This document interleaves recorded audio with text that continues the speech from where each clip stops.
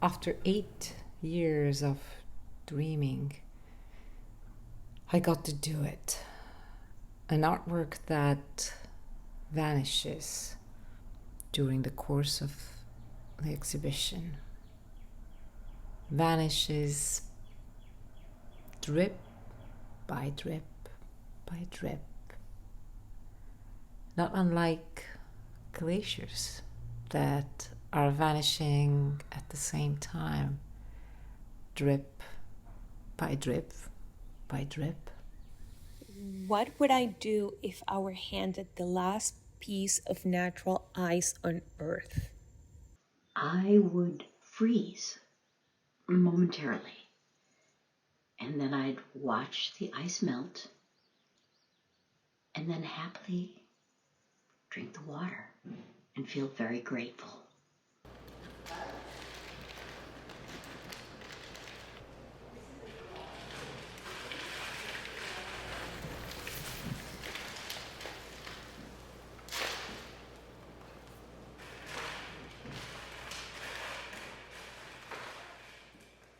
I feel like I'm not, the strongest isn't me being an activist or going, there are different methods to be saying direct things, do this, don't do that.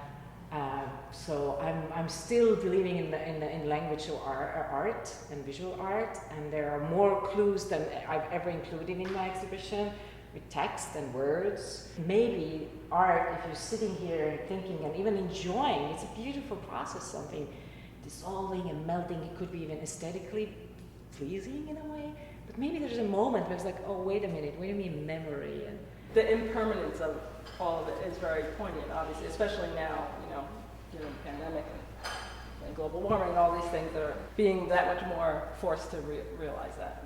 It's been really interesting. I know, As you have to let walk things through.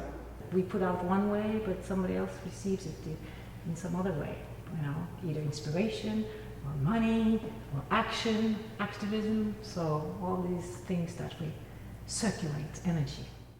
I would put it on my eye, first my right, then my left, until it all melted down the side of my head.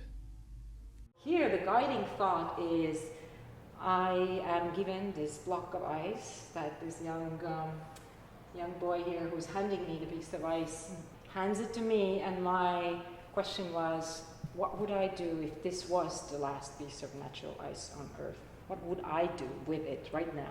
So in some ways, when I'm moving here, I'm almost seeing it as drawing.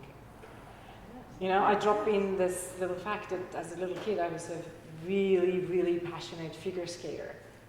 And what happened was that I became more interested in the scratched lines in ice.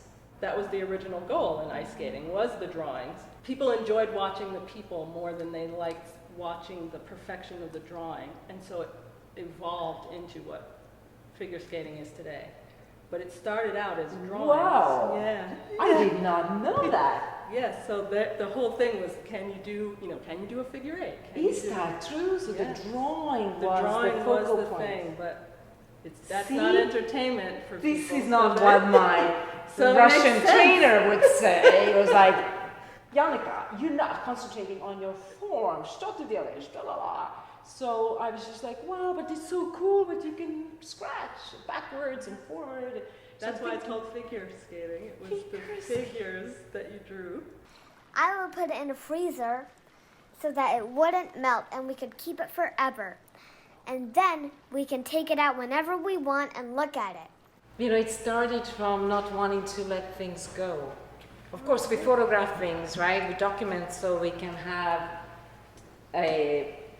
we can hold on to things. That's why we photograph things. So initially what happened was that I started photographing my wall installations. There would be shadows and there should be and once I deinstall it, I can never make it exactly the same. Right. But so they're called March Solstices, and this is March 2020 when I really started working on them. And interesting, down here, it's like remnants, but yet new, right here. When the pandemic started, that's when I started to look back at these photographs. And so these are what they are. They are printed onto same plastic material that I'm using for the sculptures. Because they kind of, I like the material. There's this luminosity and ice-like quality to the mylar.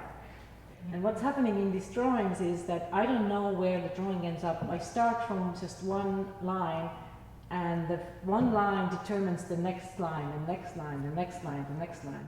They kind of could be looked in series, so there would be like maybe a movement of grass or birds, or maybe not.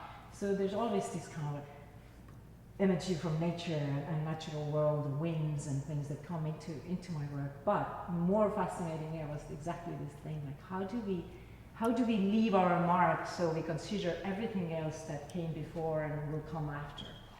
I'm not one for ceremony, so the ice itself as an object wouldn't be particularly interesting to me.